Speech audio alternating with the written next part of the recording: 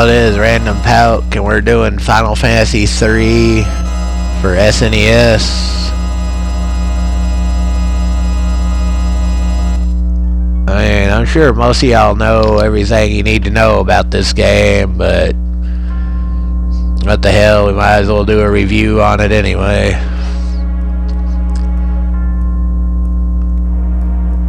I'm sorry for the boringness of all this shit. We're trying to do something different this time. Anyway, I've been trying to avoid some of these classic games like Final Fantasy because I know there's a lot of building up you gotta do in these types of RPGs. I know that didn't stop me from doing shit like Lunar and Dragon Warrior, but anyway. This game doesn't have near as much building up unless you want to make sure everybody has all the magics from the Espers. But that's not necessary to beat this game. In fact, this is one of the easiest Final Fantasies, and you'll find out and get explained why as we go through this.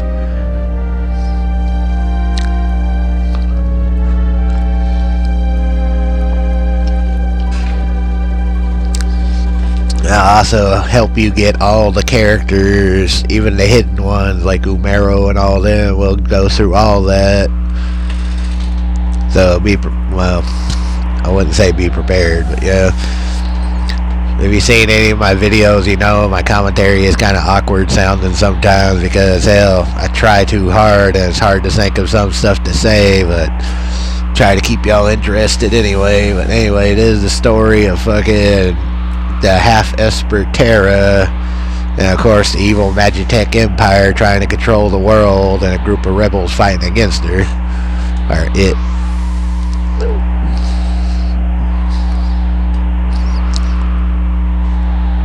This game actually had insanely good graphics for an SNES when it first came out. You'll see here in a second what I'm talking about.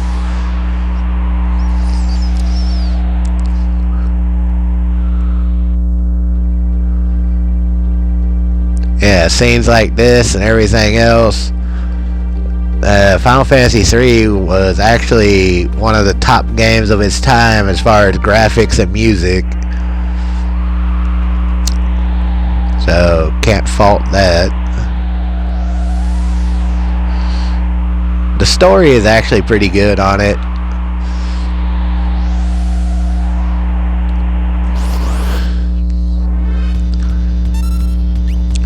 And one thing that's odd on this game is that every single character on this game does have like a hidden limit break, but it's so rare to actually see it happen, and like they have to be critical health. They have to be critical health and just be lucky for it to trigger. But yeah, every character in this game has a specialty limit break. But like I said, you can play this game multiple times through and you'll probably never see it because it's so rare to happen. I think I've only seen 2 of the limit breaks in this game, Locke and I think Sabin. The only one that's an exception to the rule is Shadow, because with Shadow, his limit break happens every time he gets attacked. When he defends, he calls his dog Interceptor to do various things. So Shadow is the only one that actually has an active limit break that fucking triggers all the fucking time. So everyone else has special requirements, and like I said, you may never see them. But as usual, I'm being repetitive.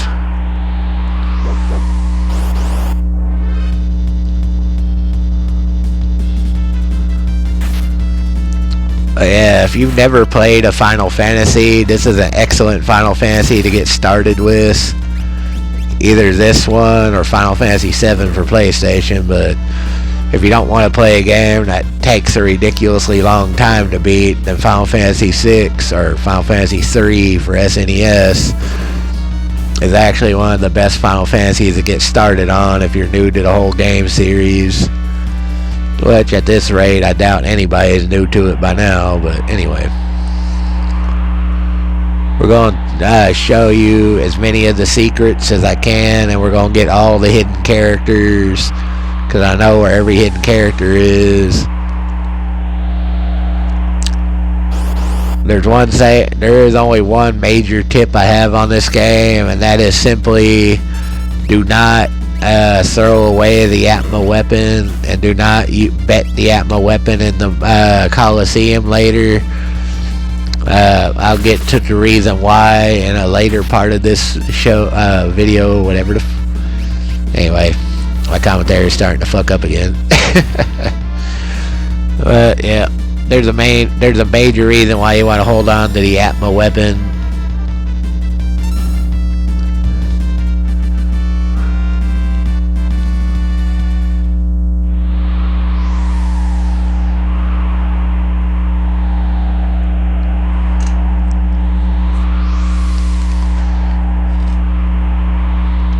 I always thought it was kind of odd that you can't even sprint in this game unless you have sprint shoes, which you have to fucking purchase as a relic. But there's nothing to complain about that. Yeah, certain enemies have resistances, like do not cast bio on these fucking were-rats because they'll get healed. And on a rare occasion, those fucking were-rats will cast bio. I know I've seen it, but it doesn't happen very often. So if you want to build up at the start of the game, be careful, because those were-rats will cast bio. And of course, these are save points.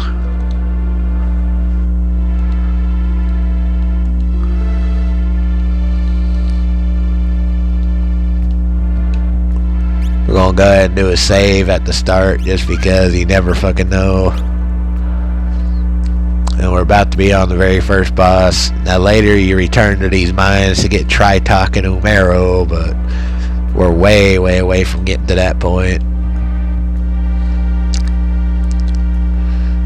I noticed recently that AVGN actually did a review of Final Fantasy VII, or Final Fantasy 3, which kind of surprised me, because normally AVGN reviews action games and stays away from RPGs.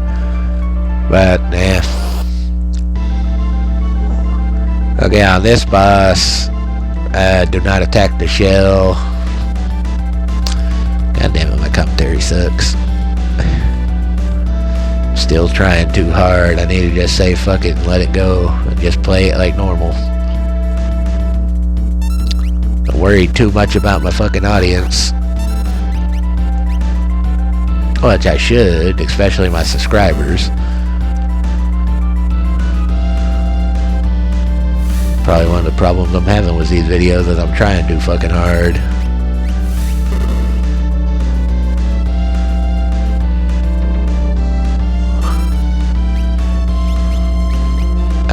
This is fucking bad. Somebody's gonna get hit.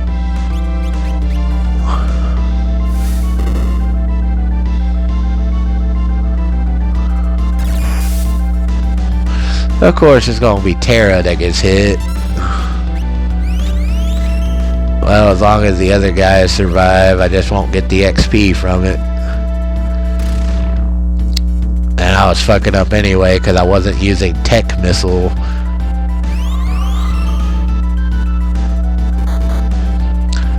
But as usual, my reviews were off to a fucking wonderful start.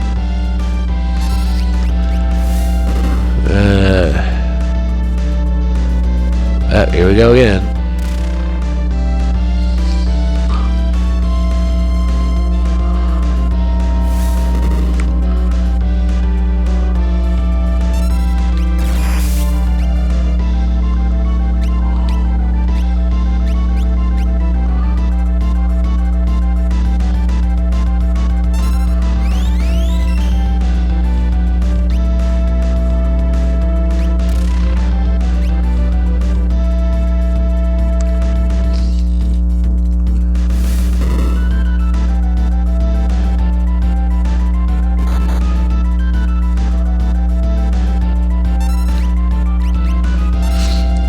Now you already noticed the difference in the graphics on the enemies, how the characters are the generic pixelated RPG style characters, but they tried to make the enemies a lot more like giant and realistic looking, which I always thought kind of didn't make a lot of sense, but it actually works in its own way. I do appreciate how they tried to make the enemies look a lot more monstrous and realistic, kind of, even though of course they can only go so far on SNES.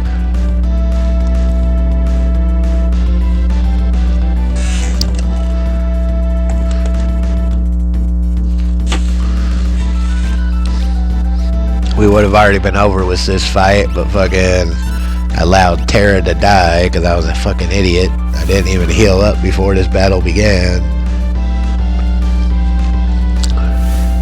So that's all on me.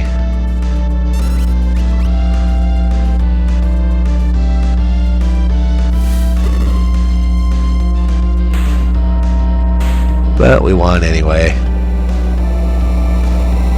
And it's kind of hard to think of something to talk about the entire time on review, and that's why there are so many moments of silence. Apologize for that. Mainly because I only want to highlight the main points or something that actually matters.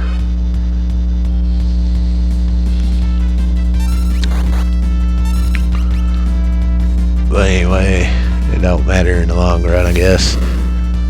I appreciate those that subscribe to my channel knowing that it's probably a sinking ship. I'm not going to talk anymore about that shit. Not trying to depress y'all. There's old Tritok. He's a good Esper to get later because he'll teach you all three of the elementals. All three of the level 3 elementals, that is.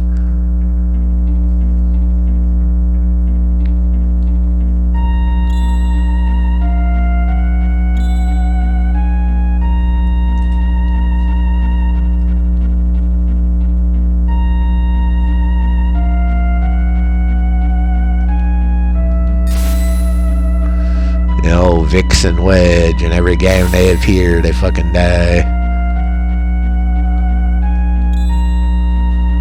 Obviously named after those two guys in Star Wars that get murdered.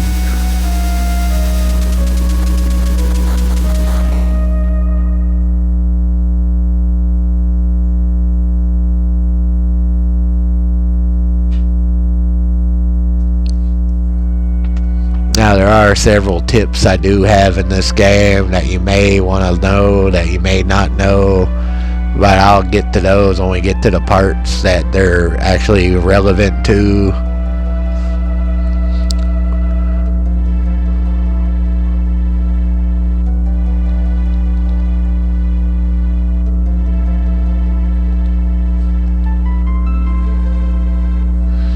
Yeah, this is the Final Fantasy, I think, that has some of the most classic music out of any Final Fantasy. I mean, it's not the best. I mean, like, Final Fantasy 2 had incredibly good music. With this game, each character has their own theme song and all sorts of shit. This game just did really well on the music.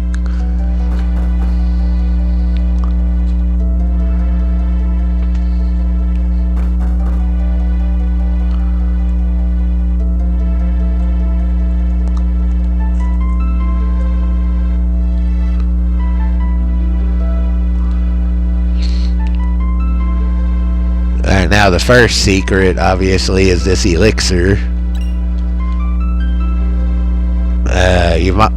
My suggestion is search everything in every town. That way you don't miss anything valuable like that. Yeah, well, just wanted to make sure I regained full health since I died in the opening.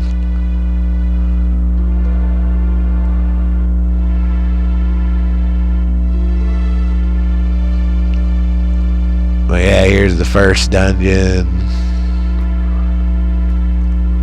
The escape from Narsh. Once again, you want to save it, just because in RPGs you're better off having multiple saves than not enough saves. And if you want to, you can build up in this first cave. I normally suggest it, but you don't have to, because the enemies are at the point right now where they're easy enough where you don't really need to build up. But sometimes I do, just for the fuck of it. And it helps to get some extra money at the start.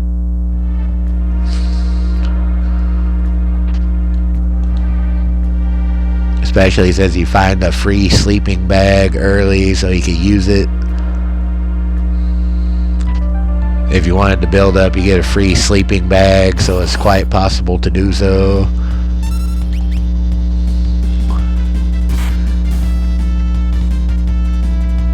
Fucking little hobgoblin looking repo men that throw wrenches. I hate them.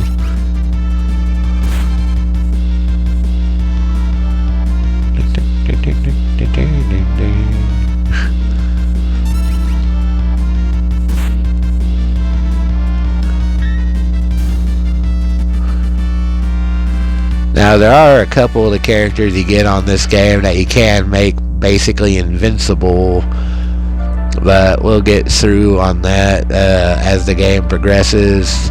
Not to mention the fact that you could get if you build up for all the imp gear, you know, all the turtle gear and all that shit, where you could have that imp on your team, which is one of those fucking like little sayings where you can, you know, like they talk about how you can get Kappa the imp on your team. Well, that's kind of a trick, because the imp they're talking about is you turning one of your guys into an imp and renaming them Kappa.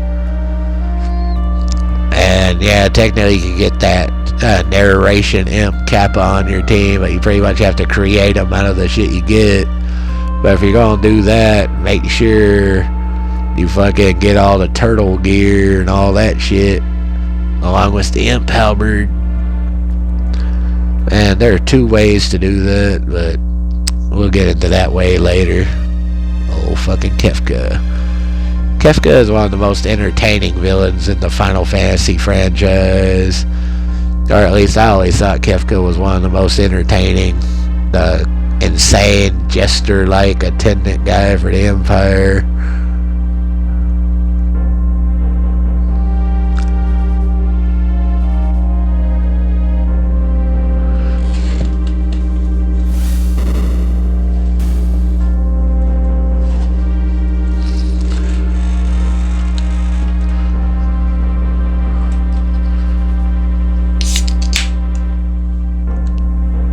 Overall, I think Kefka is one of the best villains in the Final Fantasy franchise, even better than Sephiroth, actually.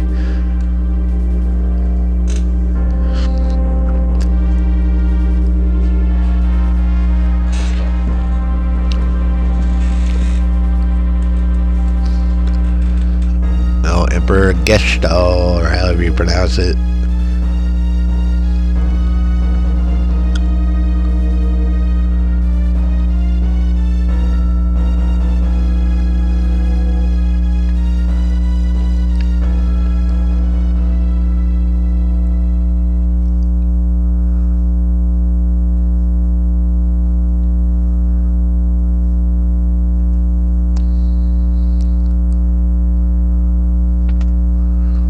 Locke the Treasure Hunter.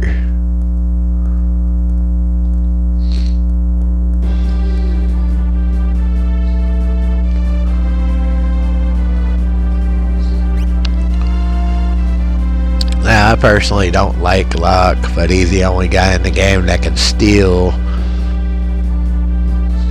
And his ability to steal is actually quite valuable in a lot of places, so he's definitely a worthwhile guy to use on your team.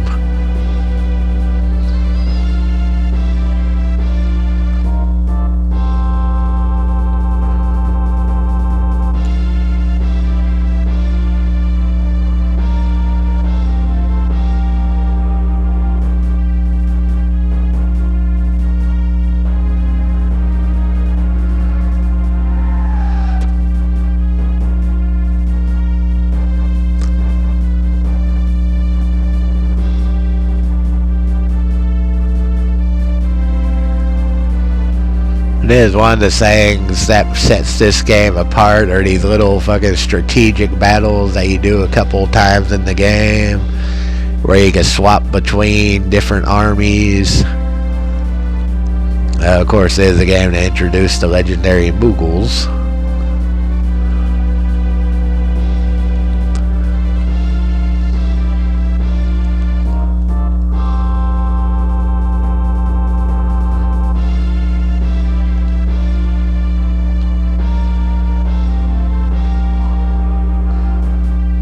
It is a game that introduces the legendary Moogles that appear in all Final Fantasies, just like Final Fantasy II introduced the Chocoboos or Chocobos or however you want to pronounce it.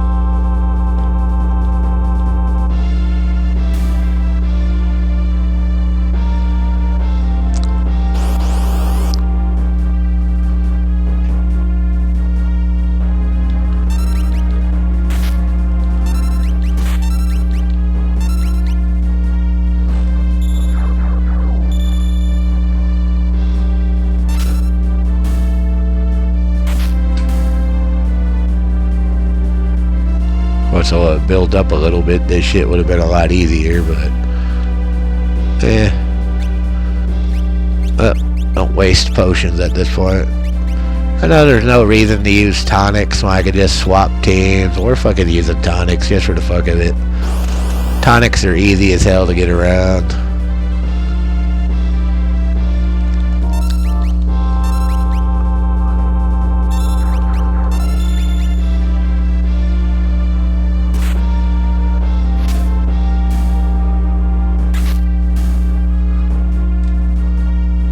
It doesn't really matter at this point if the Moogles die or not anyway.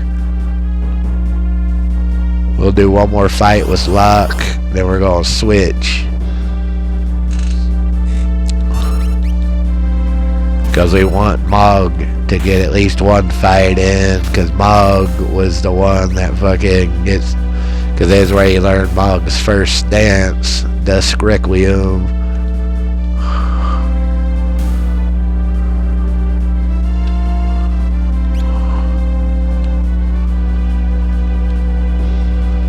Yeah, that's the one I wanted.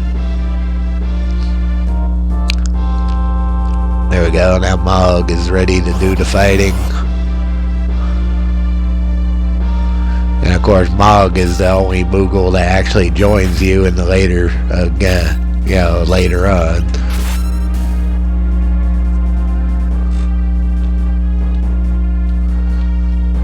And yeah, of course, to learn all Mog's dances, you have to learn them in the different environments, but that's beside the point. Now we're on the boss. Now he's not that difficult.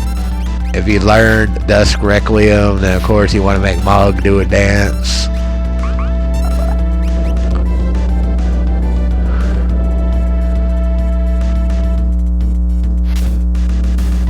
The only good skill in Dusk Requiem, I'm pretty sure, is Elf Fire.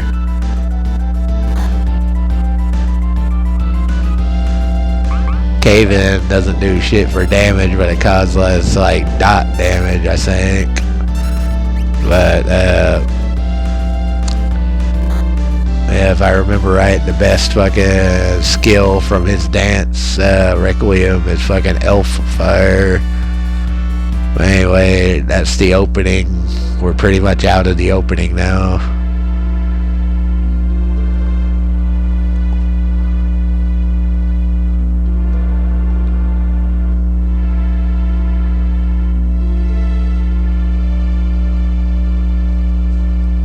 Of course, once you get Bannon and shit, you'll be returning to this cave.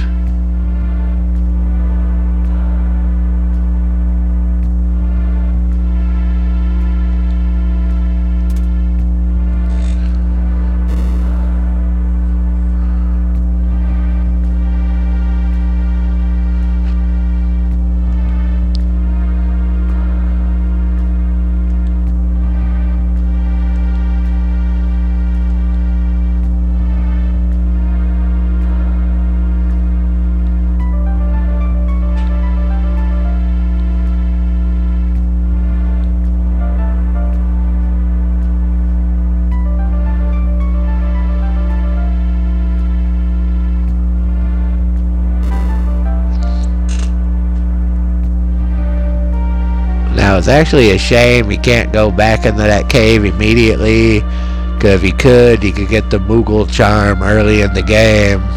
But that's probably why they don't allow you to do that. That and the enemies are way too difficult.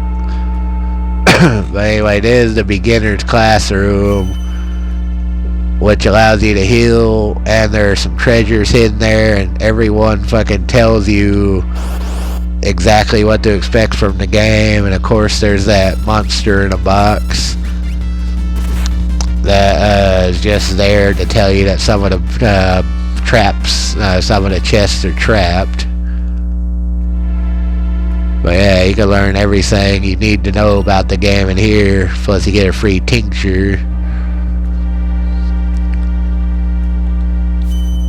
But yeah, I just go through this room, not to talk to anyone unless you really need to know, but just to get the little bit of treasure that's in here. Like another sleeping bag, which is helpful if you're not buying a bunch of tents. Which later you will say, fuck sleeping bags, because all you want to do is buy tents. But at the start, sleeping bags are useful, especially when you get to the part where everyone gets split up. Which actually doesn't take that long. And that's also where you gather all your team members.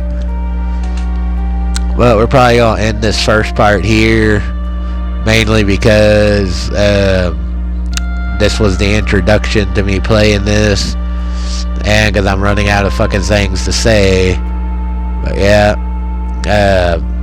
anyway, if you like my videos, please subscribe. If you don't like my videos, please subscribe. And I'm trying to make my videos better. Obviously, I'm not quite there yet, but I'm trying. And I appreciate those of you that did actually subscribe. I would have built up a little bit on the beginning of this, but I didn't want to waste y'all's time. I'm trying to get all the videos in without a shitload of wasted building up time. But I'm going to sign out for now. Y'all have a good night. This is just part 1.